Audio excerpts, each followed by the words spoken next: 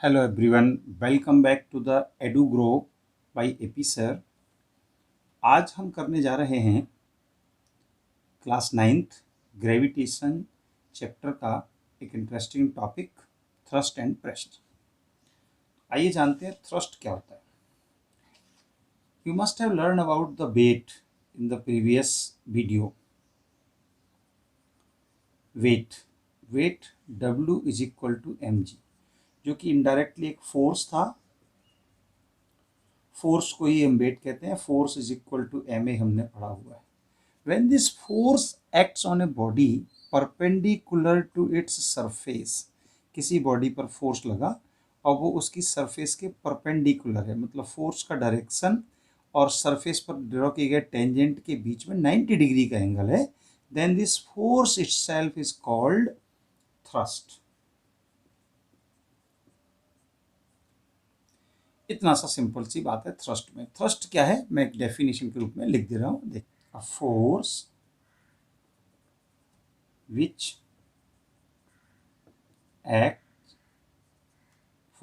acts perpendicular to the surface।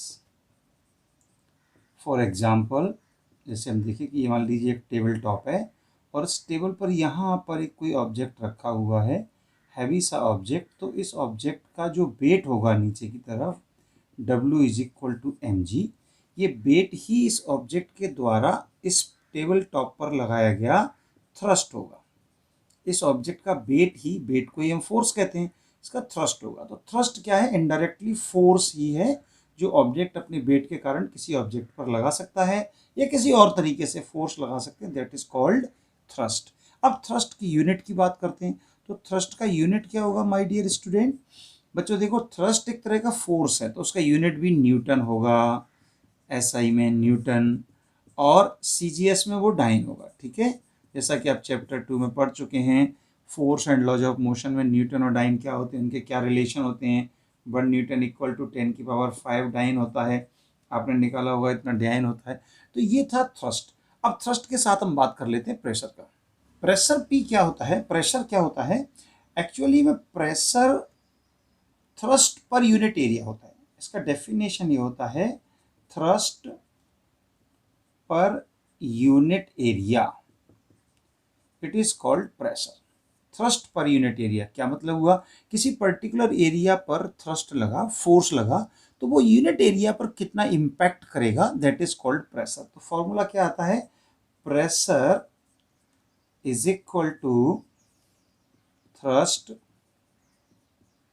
Upon area. ये इसका formula है, जरा ध्यान से देखेंगे, नोट करेंगे। इसको हम सिंबॉलिकली ऐसे लिख सकते हैं, pressure P is equal to force upon area. ये बहुत इंटरेस्टिंग है और आपको इसको जानना है कि प्रेशर का फॉर्मूला क्या है। वैसे जूनियर क्लासेस में भी आप पढ़ चुके हैं, अगर आपको याद आ रहा हो तो। Pressure is equal to force upon area में यहाँ सिंबल F ही होता है, लेकिन ये होता थ्रस्ट है। क्या होता है? थ्रस्ट। थ्रस्ट क्या है? अभी हमने जैसा बात किया, ये एक फोर्स है जो परपेंडिकुलर लगता है। इस टेबल पर मैं इस मार्कर को ऐसे रख दूं, इस मार्कर का जो वेट होगा वो इस टेबल टॉप पे फोर्स लगाएगा, उस फोर्स को ही हम थ्रस्ट कहते हैं बच्चों। ठीक है, चलो अब एरिया के बारे में, प्रेशर के बारे में थोड़ा सा और डिस्कस करते हैं। बहुत इंटरेस्टिंग चीज़ है, प्रेशर के बारे में हमको जानना है। तो प्रेशर का जो हमने फॉर्मूला देखा, pressure P is equal to होता है फोर्स अपॉन एरिया। यहां से हम ये देख सकते हैं कि pressure actually depends on two things. Pressure is depends on thrust, force, and pressure is depends inversely on area. इस पर तो हम सीधी सीधी बात करें तो जितना ज़्यादा थ्रस्ट होगा उतना ज़्यादा प्रेशर ट्रांसफर होगा। अगर आप छोटा सा ऑब्जेक्ट रखेंगे जिसका प्रेशर थोड़ा सा है, जिसका फोर्स कम लगाता है, तो कम प्रेशर ट्रांसफर होगा ऑब्जेक्ट को। अगर आप ज़्यादा ऑब्जेक्ट हैवी रखेंगे तो उसका ज़्यादा प्रेशर ट्रांसफर होगा। ऑब्जेक्ट का वेट और उसका फोर्स पर डिपेंड करेगा। इंपॉर्टेंट चीज़ ये है देखने वाली, pressure is inversely proportional to area. अगर एरिया कम है, इफ एरिया इज लेस, इसका मीनिंग क्या है? Pressure is inversely proportional to area को हम कैसे समझेंगे? इफ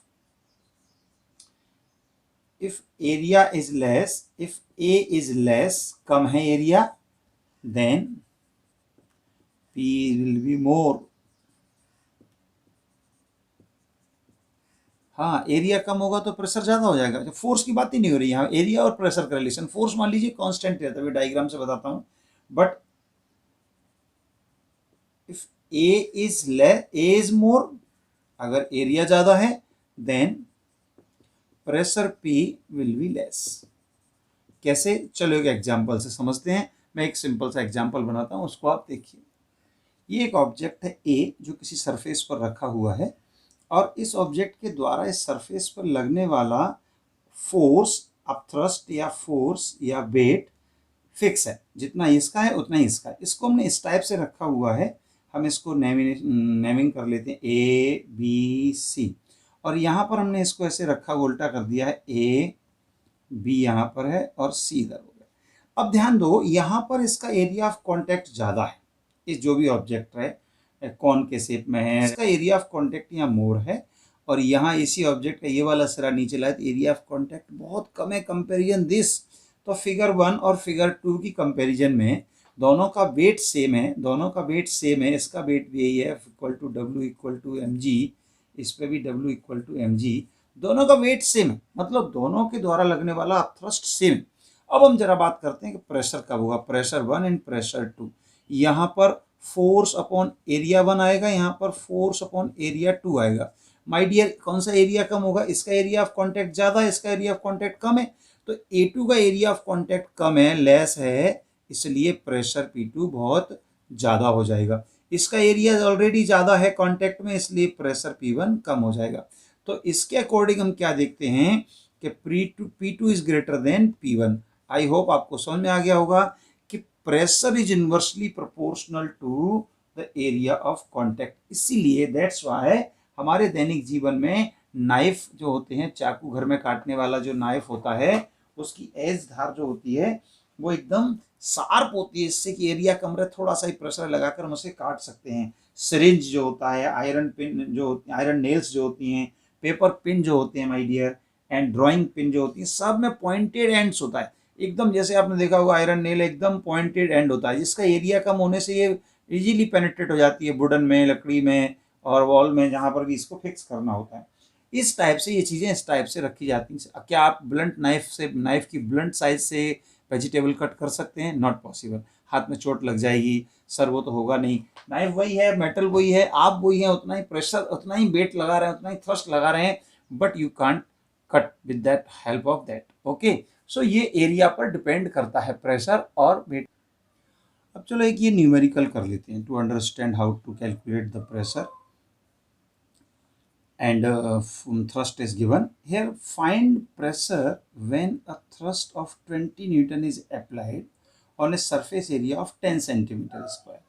तो यहाँ पर thrust force दिया हुआ है 20 Newton and area is also given 10 centimeter square. Numerical में होने वाली सबसे बड़ी गड़बड़, अब देखो यहाँ पर एरिया सेंटीमीटर में है, CGS यूनिट में, where the force is given in ऐसा यूनिट ऑलरेडी न्यूटन में दिया हुआ है, तो हमको इसको कन्वर्ट करना मीटर स्क्वायर में। सिंपली मैं कई तरीके से बता सकता हूँ। 10 सेंटीमीटर स्क्वायर को जब मीटर स्क्वायर में कन्वर्ट करेंगे तो हमको 10,000 से डिवाइड करना पड़ेगा। आप लोग बोलेंगे सर ऐसा क्यों, सेंटीमीटर को मीटर में डिवाइड करने के लिए 100 से डिवाइड करते हैं, बट यहाँ सेंटीमीटर का स्क्वायर है 2 टाइम्स सेंटीमीटर, तो 100 1 सेंटीमीटर के लिए, 100 1 सेंटीमीटर के लिए हो गया मीटर स्क्वायर। नहीं समझ में आया, दोबारा देखो।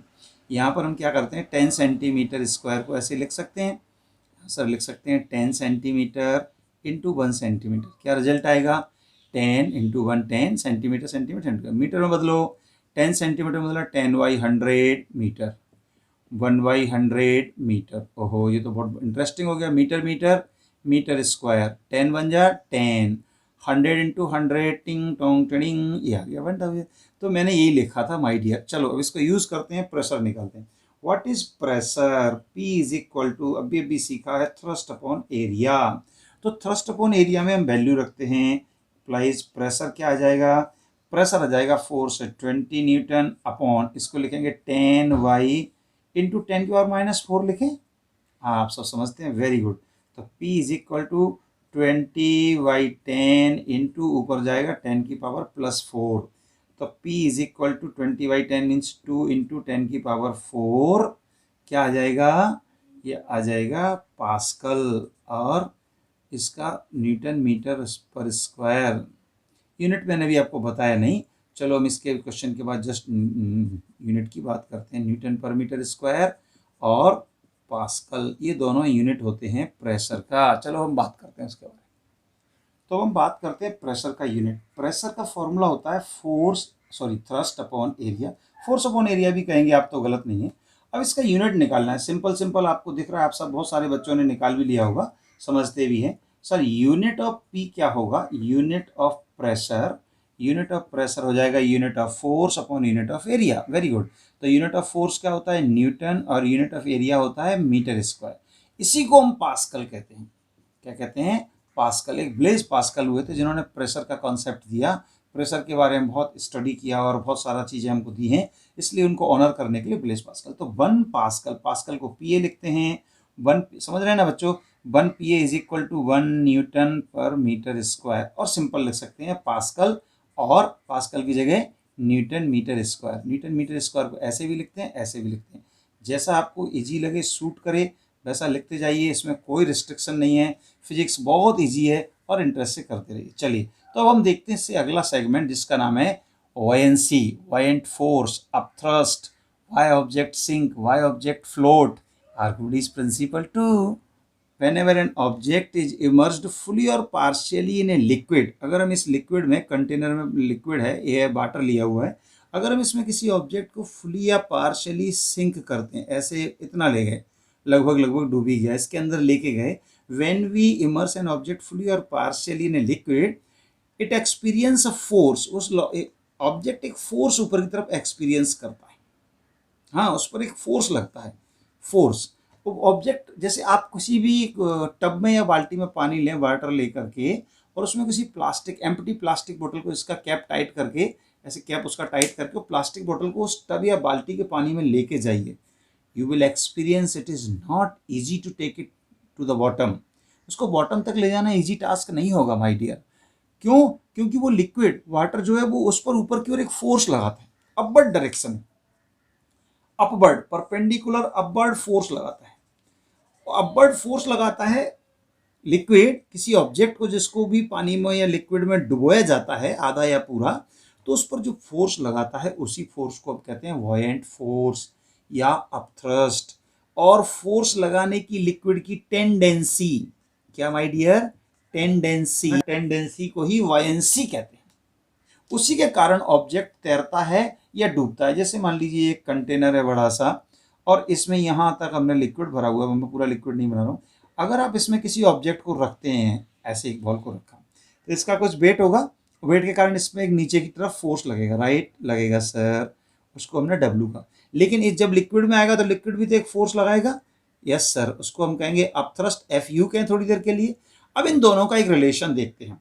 पहला रिलेशन क्या है? अगर दोनों में से if W, wait of object, is more than force of upthrust या अपथ्रस्ट फोर्स, अगर किसी ऑब्जेक्ट का वेट ज़्यादा है, उस पर अपथ्रस्ट कम लग रहा है लिक्विड से, उससे ज़्यादा वेट है उसका, भारी है, आयरन पीस है, आयरन नेल है, तो वो उस ऑब्जेक्ट उसमें सिंक कर जाएगा। ये कंडीशन है, वो सिंक कर जाएगा, डूब जाएगा, नीचे पहुंच जाएगा, सिंक। इस कंडीशन में वो सिंक कर जाएगा। दूसरी कंडीशन अगर इसका उल्टा हो जाए तो वेट कम है, अपथ्रस्ट फोर्स ज़्यादा है, अगर वेट कम है, अपथ्रस्ट फोर्स ज़्यादा है, तो वो फ्लोट करेगा, फ्लोट करेगा। मतलब उस पर जो अपथ्रस्ट फोर्स लग रहा है वो ज़्यादा है, उसका वेट बहुत कम है, तो वो ऑब्जेक्ट पानी के ऊपर ही तैरेगा। इस कंडीशन को हम चाहें तो इसके अंदर बता सकते हैं। यहाँ पर वेट ज़्यादा है, डब्ल्यू ज़्यादा है, फोर्स कम है, तो ये नीचे आ गया, पहली कंडीशन बन जाएगी ये सेकंड कंडीशन बन जाएगी जो हम बता रहे हैं। थर्ड कंडीशन बहुत इंटरेस्टिंग है, ध्यान से देखो। जब वेट ज़्यादा, अपथ्रस्ट कम, ऑब्जेक्ट विल सिंक। अपथ्रस्ट ज़्यादा, वेट ऑफ ऑब्जेक्ट कम, ऑब्जेक्ट विल फ्लोट। दोनों बराबर, सर ऐसा होता है? यस, इट में पॉसिबल। ऑब्जेक्ट यहाँ रहेगा माय डियर, ध्यान रखो, अंदर तैरेगा, पानी के अंदर डूब जाएगा और तैरेगा, ये बॉटम में नहीं जाएगा, ये पानी के ऊपर नहीं रहेगा। It will be third situation. ये बहुत इंटरेस्टिंग है। When weight and upthrust are equal, exceptional cases है, बहुत कम होती है situation, but it happens. Object will float why sink, डूब कर तैरेगा। ऑब्जेक्ट के फ्लोट और सिंक करने में एक और इंपॉर्टेंट चीज अपना रोल प्ले करती है, जिसको हम कहते हैं डेंसिटी। आपने केमिस्ट्री में या जूनियर क्लासेस में कहीं पढ़ा होगा, हम थोड़ा सा उस पर चर्चा करेंगे। आपके सिलेबस में रिलेटिव डेंसिटी हम उसके समय चर्चा करेंगे। तो आर्किमिडीज प्रिंसिपल कुछ इस प्रकार से है बच्चों। हाँ बेटा ध्यान दो। When a body is immersed in a fluid, liquid, fluid, water भी लिख सकते हैं आप, कोई प्रॉब्लम नहीं। When a body is immersed in a fluid it experience an upthrust which is equal to the weight of the fluid displaced by it. जैसा अभी diagram में दिखाया था कि जब किसी ऑब्जेक्ट को, बॉडी को हम किसी लिक्विड में इमर्स करते हैं, डुबोते हैं, तो उस पर नीचे से ऊपर की ओर एक अपथ्रस्ट लगता है, एक वायलेंट फोर्स लगता है। और वो कितना लगता है? उतना ही लगता है जितना अमाउंट ऑफ वाटर, जितना वाटर वो ऑब्जेक्ट डिस्प्लेस करेगा उसके वेट के इक्वल लगता है। इसका वेरिफिकेशन भी है आपके सिलेबस में, एक्सपेरिमेंट में, क्लास 9th में, साइंस लैब में, फिजिक्स लैब में आप करेंगे वेरिफिकेशन ऑफ आर्किमिडीज प्रिंसिपल। तो वो यही इसका स्टेटमेंट आप देखेंगे। अब होता क्या है, जो वायलेंट फोर्स बॉडी पर लगता है उसी को हम थ्रस्ट कहते हैं। और वो कैसे कैलकुलेट कर सकते हैं? Wait of the fluid displaced by it, उसने कितना फ्लूइड डिस्प्लेस किया, इसको मेजर करके, कैलकुलेट करके हम वायलेंट फोर्स या थ्रस्ट फोर्स निकाल सकते हैं। अब हम बात करते हैं आर्किमिडीज प्रिंसिपल के एप्लीकेशन की। एप्लीकेशन का मतलब है ये कहाँ कहाँ यूज होता है। तो बच्चों बहुत एप्लीकेशन है इसके। सबसे पहला एप्लीकेशन है इसका सबमरीन में, आपने देखा होगा सबमरीन में इसका यूज होता है। दूसरा शिप, सबमरीन में स्पेशली पनडुब्बी और शिप वगैरह में आर्किमिडीज प्रिंसिपल के अकॉर्डिंग वो फ्लोट और तैरते हैं, वहाँ यूज होता है उनको डिजाइन करने में। दूसरा शिप में भी होता है, वाटर शिप में भी, और सबमरीन और वाटर शिप एक जैसा होगा। तीसरा इसका मेन यूज होता है जो मिल्क की प्योरिटी चेक करने वाला लैक्टोमीटर बनाते हैं ना, उसको डिजाइन करने में। तो लैक्टोमीटर जो डिवाइस होती है उसको डिजाइन करने में आर्किमिडीज प्रिंसिपल यूज होता है। एक और जगह होता है हाइड्रोमीटर। हाइड्रोमीटर क्या होता है? हाइड्रोमीटर अदर लिक्विड्स की प्योरिटी चेक करता है। एक्चुअली में आर्किमिडीज प्रिंसिपल जो था वो गोल्ड क्राउन की प्योरिटी चेक करने के चक्कर में आर्किमिडीज को, उनके जहाँ वो रहते थे, एम्परर ने, किंग ने ये टास्क दिया था कि आप ऐसा कुछ बताइए जिससे ये पता लग सके कि मेरा जो क्राउन है वो प्योर गोल्ड का है या उसमें कुछ इम्प्योरिटी है। तो प्योरिटी चेक करने के लिए जो कॉन्सेप्ट, जो डिवाइसेस यूज की जाती हैं, वो सब आर्किमिडीज प्रिंसिपल पर बेस्ड होती हैं, उसी के अकॉर्डिंग बनाई जाती हैं। इस टाइप की डिवाइस होती है। एक और चीज़ उसमें हमको सीखना है इसके साथ साथ कि आर्किमिडीज प्रिंसिपल के साथ साथ वो मैंने अभी चर्चा किया था डेंसिटी। आप सब जानते होंगे, आप सब लोगों ने पढ़ा होगा, नहीं तो बच्चों मैं थोड़ा बता देता हूँ। डेंसिटी जो होता है, चलो डी से डिनोट करते हैं। डेंसिटी होता है mass upon volume. Yes sir, हमने पढ़ा हुआ है ना, वेरी गुड। तो मास अपॉन वॉल्यूम जो डेंसिटी होता है उसका यूनिट भी आप बता सकते हैं। यूनिट ऑफ डेंसिटी क्या होता है? KG per metre cube in SI system, good. And CGS में क्या होता है? ग्राम पर सेंटीमीटर क्यूब। इसी को हम लिखते हैं ग्राम पर सीसी। आहा, सीसी क्या हो गया सर? सीसी का मतलब होता है क्यूबिक सेंटीमीटर। सेंटीमीटर क्यूब, हाँ हाँ, तुम ऐसे भी बोल सकता है, क्यूबिक सेंटीमीटर या सेंटीमीटर क्यूब। तो ये तो हो गया डेंसिटी के बारे में। अब हमको जानना रिलेटिव डेंसिटी, बहुत इंटरेस्टिंग। रिलेटिव डेंसिटी कुछ नहीं है, ये कंपैरिजन है किसका? Density of any substance with the density of water. Relative density का मतलब होता है, relative density is the ratio of, इसका फॉर्मूला यहाँ लिख रहा हूँ, it the ratio of density of substance upon density of water. Density of water H2O, सही बोला तू भाई, शाबाश बेटा। तो रिलेटिव डेंसिटी को शॉर्ट फॉर्म में RD लिखें, डेंसिटी ऑफ सब्सटेंस लिखें, अपॉन डेंसिटी ऑफ वाटर लिखें। ये रिलेटिव डेंसिटी होती है। चूंकि डेंसिटी और डेंसिटी है, इसका कोई यूनिट नहीं होता। रिलेटिव डेंसिटी है no unit, relative density has no unit. क्यों? क्योंकि एक प्योर रेशो होता है। किस किस का रेशो होता है relative density? Density of substance, density of water. अब इसका एक छोटा सा न्यूमेरिकल हम फटाफट करते हैं। रिलेटिव डेंसिटी कैसे निकालते हैं? डेंसिटी ऑफ सिल्वर 10800 है। कितना है? 10800। इसका रिलेटिव डेंसिटी निकालो, तो रिलेटिव डेंसिटी क्या आ जाएगा? Density of silver, density of silver, density of silver upon density of water. चलो, डेंसिटी ऑफ सिल्वर कितना है? 10800। डेंसिटी ऑफ वाटर कितना होता है सर? ओहो, नहीं जानते? ऐसा ही सिस्टम में डेंसिटी ऑफ वाटर होता है 1000 kg पर मीटर क्यूब। ये डेंसिटी ऑफ वाटर है, वाटर का डेंसिटी एसआई सिस्टम में, एसआई मेजरमेंट में तो यहाँ रखा 1000। वही तो कंपेयर करना है ना, किसी भी सब्सटेंस का डेंसिटी को वाटर के साथ कंपेयर, उसका रिलेटिव डेंसिटी कहलाता है। तो वी विल डिवाइड दिस, तो इसे जाएगा 10.8 10.8 आएगा ना sir. Relative density of silver, चांदी का आ गया 10.8।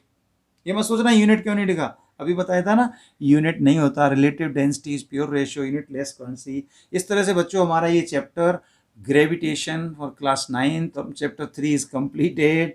प्लीज इसी तरह के अन्य इंटरेस्टिंग वीडियो देखने के लिए सीखने के लिए देखते रहिए Edugrow by AP sir, Edugrow by AP sir. अगर आपने अब तक इस चैनल को सब्सक्राइब नहीं किया है तो प्लीज़ सब्सक्राइब कर दीजिए, शेयर कर दीजिए और एक लाइक का बटन दबा दीजिए। Your thanks for your cooperation and watching.